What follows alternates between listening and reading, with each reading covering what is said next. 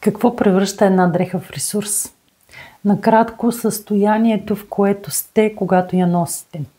Ако сте леки, ако ви идва да летите, ако усещате, че сте кълбо от енергия и искате това да бъде споделено с останалите, това превръща една дреха в ресурс. И всеки един елемент от облеклото, от стила ви, който ви носи именно това усещане, е за вас. Всичко останало трябва да се освободите от него. Защо това е толкова важно? Защото един от най-силните инструменти ние да въздействаме на хората и да покорим света за 30 секунди е именно нашия стил.